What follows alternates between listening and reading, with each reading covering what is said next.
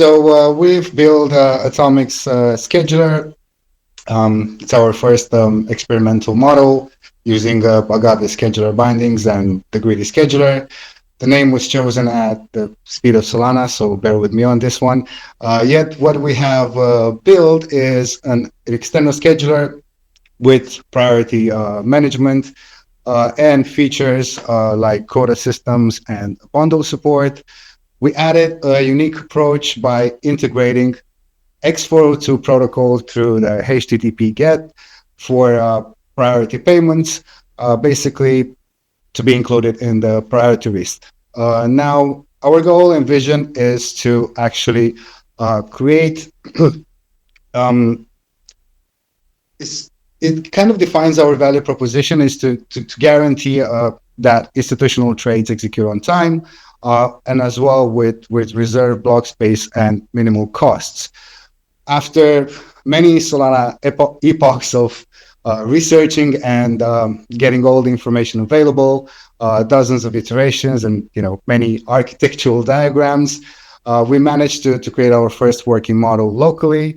And we'll go over the basic components and over our external scheduler.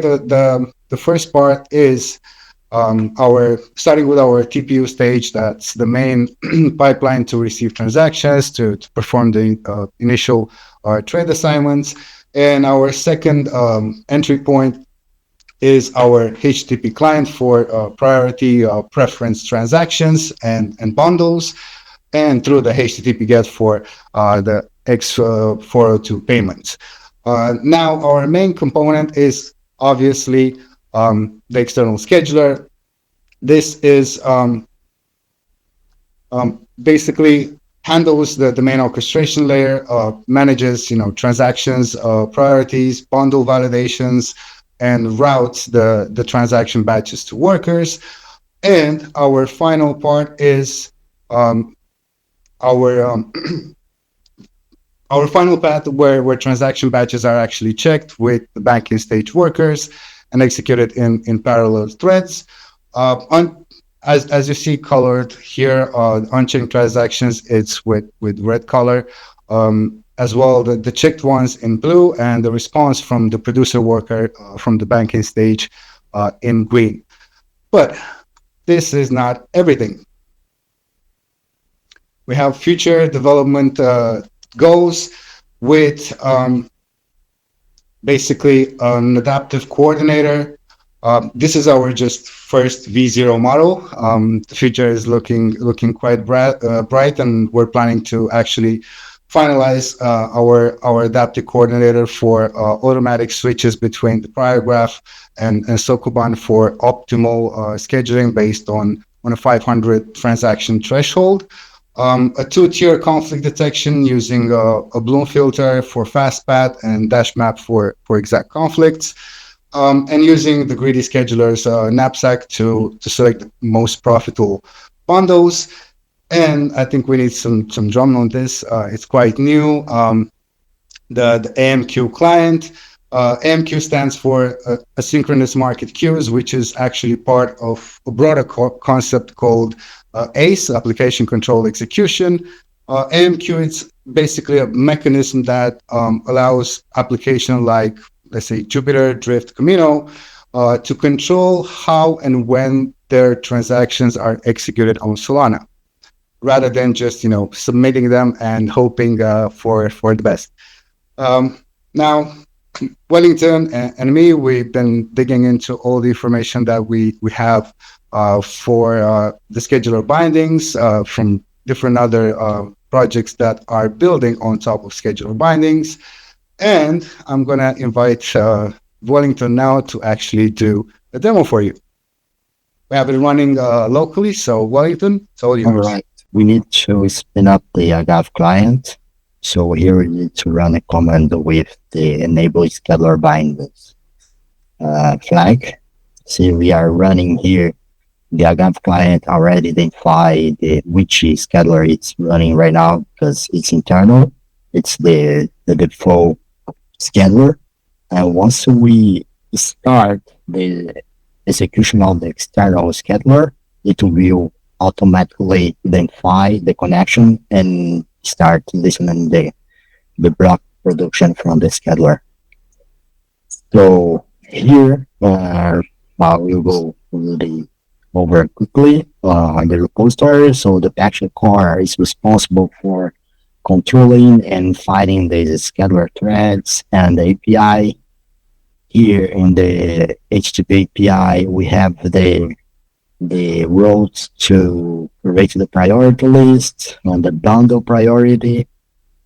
And also we handle the payment. So we verify the X402 protocol payment in order to create the priority list.